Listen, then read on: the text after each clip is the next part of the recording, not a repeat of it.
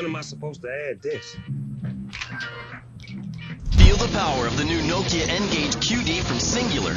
Just swipe the CAD across a special Q code and watch. The early 2000s were buzzing with futuristic hype. Y2K was behind us, flip phones were king, and tech companies churned out bold, quirky inventions. From robotic pets to wearable keyboards, it felt like the future had arrived. However, not all innovations stuck. Some flopped hard due to being too strange, too early, or simply useless. Join us as we dive into 25 innovative products from the 2000s that failed miserably.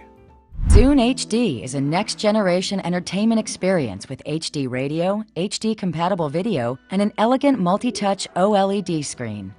Imagine it's 2006, and Microsoft unveils the Zune to challenge Apple's iPod. It had wireless song sharing, a bright screen, and a tough, scratch-resistant shell. However, despite its solid features, the Zune never provided users with a compelling reason to switch. Apple had already sold millions of iPods, and Microsoft's artsy, obscure ads failed to connect with the mainstream. Critics called it completely average, and the clunky music store and DRM limitations didn't help. Market share barely reached 4% by 2009, while the iPod continued to soar. Even Microsoft insiders admitted it was too little, too late. The Zune wasn't a disaster in design, it just lacked timing, bold marketing, and leadership. A good product alone couldn't topple Apple's empire. But if a good product with bad timing couldn't win, what happens when style tries to sell a phone without the substance to back it up? Imagine a phone line designed purely as a fashion accessory rather than a communication tool. That was Siemens' Zelibri. Bright, wild shapes, runway-ready designs. People were supposed to buy these because they looked cool, but inside they were basic phones, capable only of voice and SMS, with no camera, no color screen at launch, and awkward keypads. Despite big advertising splashes, these models sold poorly. Only around 780,000 units shifted in 2003, less than 2% of Siemens' total handset volume. The Siemens name barely even showed on the phone, just on the battery cover.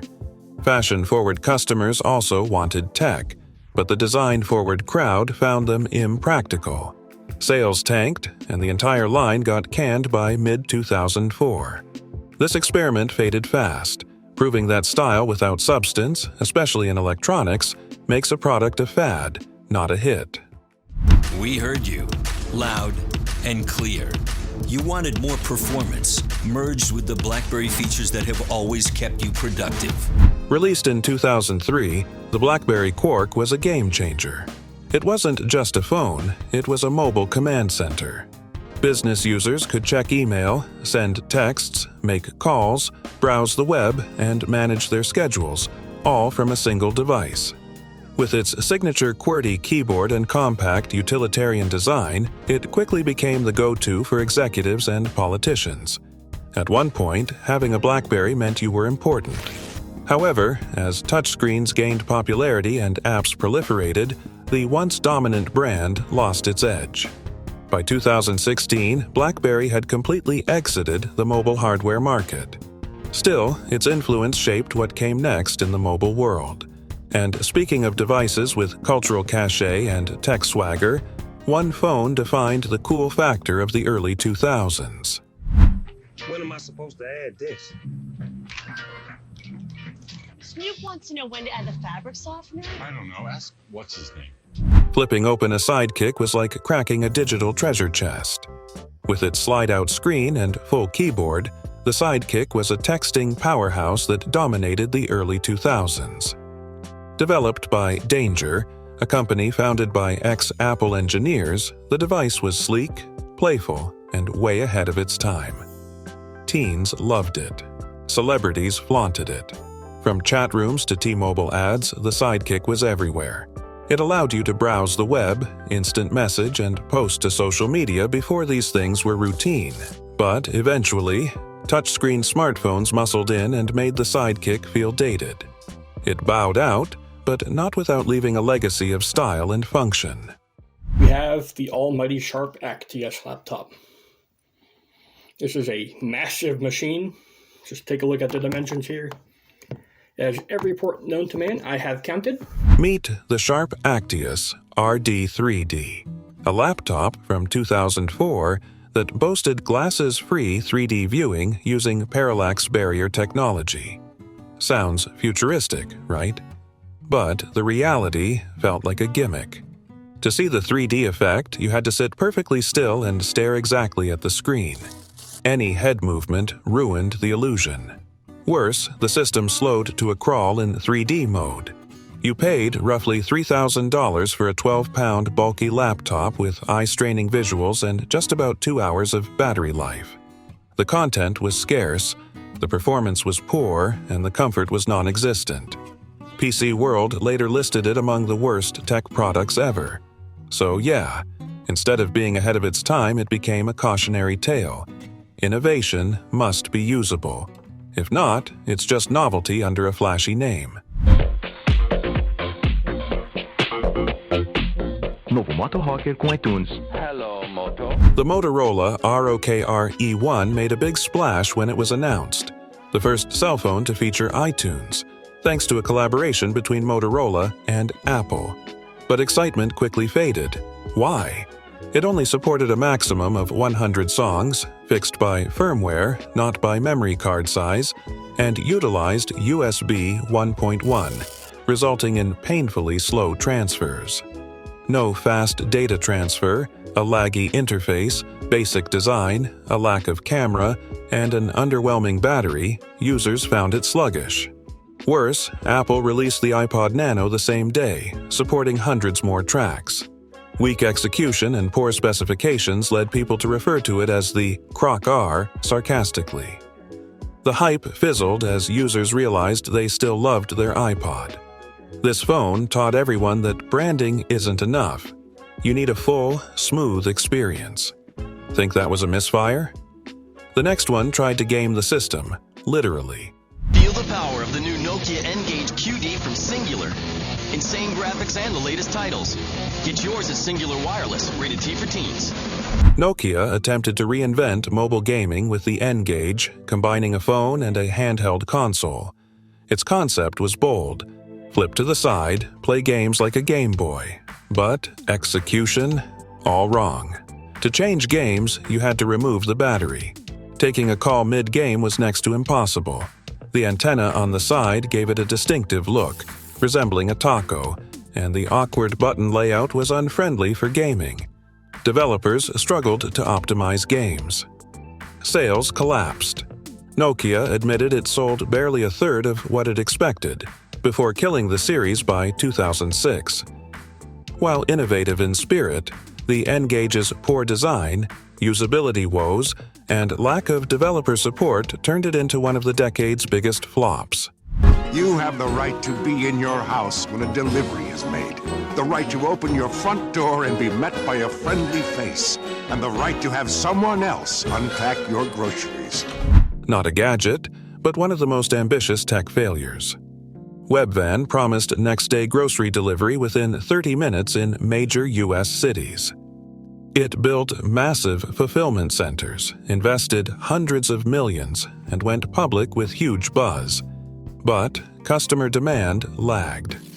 Within just 18 months, Webvan had burned through over $1 billion, lost approximately $830 million, and filed for Chapter 11 bankruptcy in July 2001.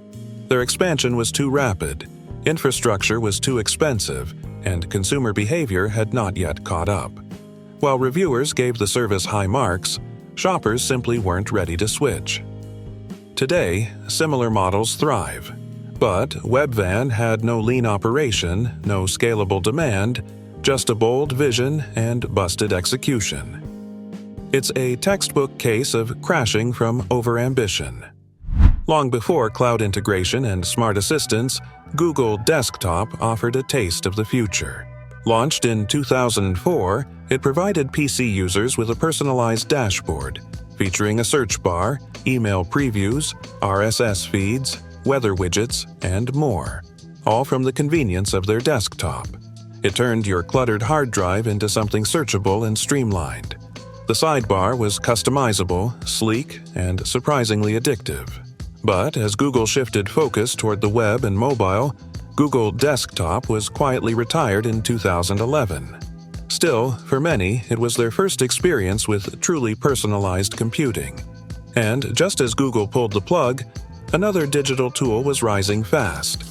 A colorful, intuitive app that made planning your week feel effortless.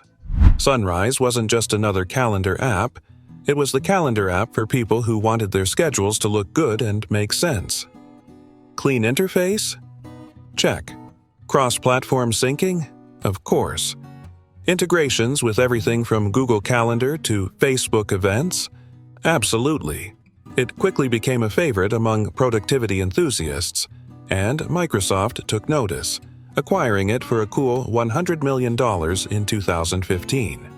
Soon after, Sunrise was folded into Microsoft Outlook, delighting Outlook users but disappointing fans who preferred Sunrise's minimalist design.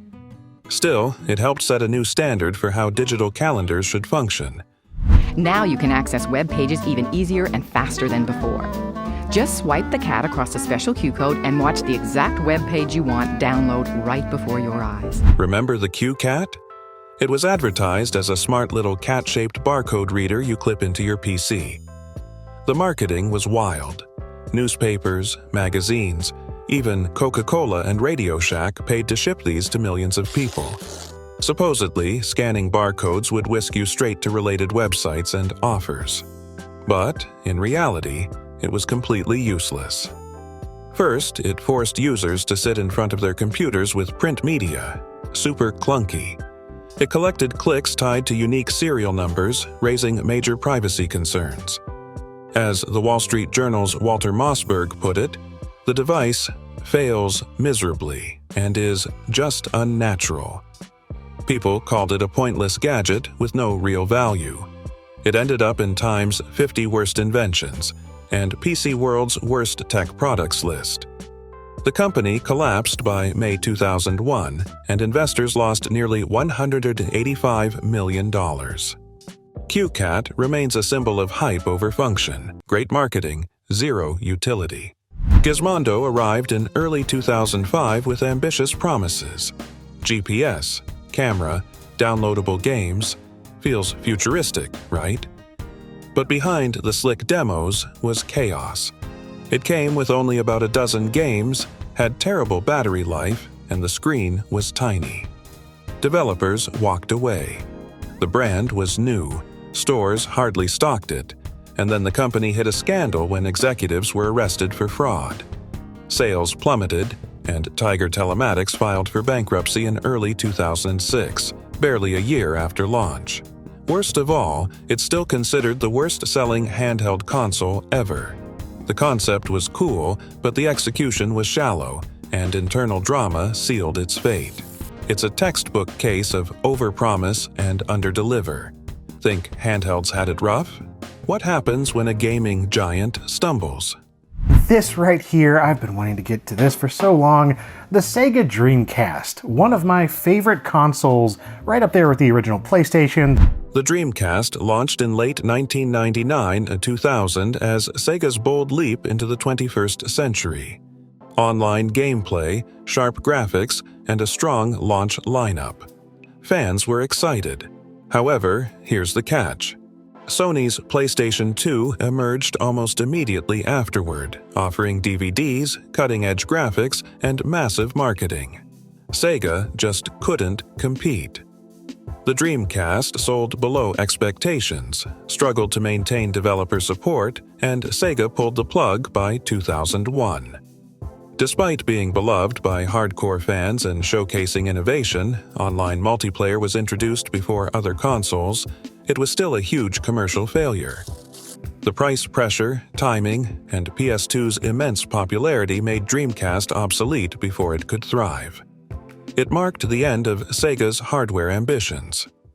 Microsoft Kin emerged in 2010 as cool phones designed for social-savvy teens. They had automatic cloud backup, social feeds, and design flair. However, they lacked App Store access, charged a $30 monthly fee, and had limited storage for contacts, photos, and music. They looked nice, but couldn't do much. Sales were catastrophic, under 10,000 units sold in months. Microsoft pulled both kin models by mid-2010, barely into their first production run. Analysts called it a colossal misfire, misreading the youth market, undercut by pricing and functionality. Microsoft faced embarrassment as the product vanished so fast that it barely registered in tech news. When it comes to portable media devices, Sony does it again with their new Milo personal communicator. Short for My Life Online. Sony greeted the mid-2000s with Milo, a My Life Online handheld device that allowed users to browse the web, chat, and stream music without a phone contract. Initially, it sounded great, a Wi-Fi-based media gadget, tiny and social. However, stores didn't stock it widely, you couldn't easily grab it at Best Buy or Target, and the software wasn't polished. The second version, released in 2009, attempted to address issues, but by then, users had already shifted to smartphones. Milo never gained traction. Despite decent hardware, it lacked the convenience of cell service and apps. Sony quietly dropped it by the end of 2009, making it one of the decade's forgotten oddballs. Milo quietly faded out, but what followed was an even more baffling misfire from Google itself. It's called Google Wave. It's a communication and collaborations tool that we're launching later in the year. Google Wave was a bold attempt to replace email and chat, combining both with real-time collaboration, enabling users to think, type, and edit together. It launched in 2009 and seemed almost magical when it worked. However, most users found it overwhelming due to its messy interfaces, steep learning curve, and confusing terminology such as waves and robots. People simply didn't understand how to use it or why it was necessary. Adoption never picked up. Google officially pulled the plug by 2012. Innovation didn't save Google. Wave, the timing, UX, and utility fell flat. It now lives in startup lore. Ahead of its time, well-intended, but never usable at scale. And it taught Google that complexity kills broad adoption. Microsoft Courier never made it to store shelves, but its story is legendary. Touted around 2008, Courier was a dual-screen, tablet-style sketchbook for creatives. Imagine digital notebooks where you draw, drag, and spit out ideas across foldable screens. Tech blogs and insiders raved about the concept, calling it magical. However, Microsoft terminated the project internally in 2010 before it could reach the market. Rumor had it that CEO Steve Ballmer worried it would cannibalize Surface or fail to compete with iPad. Instead of innovation, Courier became a ghost, a what if in digital design history.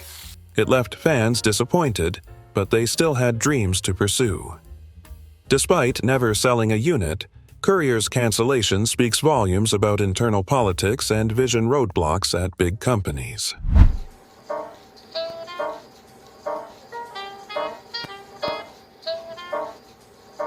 Sony's Roly was adorable. A little egg-shaped music robot that danced and spun to your tunes. You could even program routines and share them online. Marketing promised whimsical fun for your bookshelf. But fun doesn't always equal value. Roly cost around $350, few people bought it, and stores barely stocked it. Following a slightly improved version in 2008, interest in the project dwindled entirely. PC World placed it among Sony's funniest failures. At heart, Roly was a flashy novelty with no practical use. Choreographed wiggles don't beat actual speakers. It flopped because users couldn't justify spending hundreds on a dancing speaker egg when phones and portable music players offered much more for less. A neat toy, but a dud where it truly mattered. Mass appeal. Segway says it'll stop producing its iconic PT scooter beginning in July. Factories will be halting production July the 15th. Remember when everyone thought the Segway would change cities forever? It debuted in 2001 with promises of futuristic personal transport that was fast, sleek, and eco-friendly. Investors, techies, and urban planners were all buzzing. This was the gadget that would replace walking and cars. But in reality, the Segway was expensive, around $5,000 at launch, heavy and restricted by local regulations. Many cities banned it on sidewalks. It wasn't intuitive for most people and therefore failed to gain widespread adoption. Instead of busy streets filled with people gliding silently, Segways mostly became novelty props for mall cops and tourists. The hype was immense, but consumers didn't see practical value. It still exists today in niche rentals or security contexts, but as a consumer product? Dead on arrival. Infinium Labs promised the Phantom, not a console, but a device that streamed games from the cloud to your TV via a sleek wireless keyboard pad called the Lapboard. Game downloads, no discs, future tech. But the Lapboard finally shipped, and the Phantom console never did. Buyers received a chunky, poorly performing touchpad keyboard that felt expensive but delivered nothing of value. The company faced delays, lawsuits, and disappeared into legal limbo before producing any real product. Consumers were left holding their empty promises. It's a cautionary tale. Hype without execution leaves users empty-handed. Even after years of anticipation, the device looked cool in a video mock-up, but reality was non-existent. When Microsoft announced Vista, people expected a sleek upgrade from XP, improved visuals, better security, and new features. Reviews early on were glowing. However, soon after its launch, users reported crashes, slow performance, high memory usage, and persistent compatibility issues. Many older PCs couldn't run Vista at a decent speed, and hardware manufacturers struggled to produce drivers.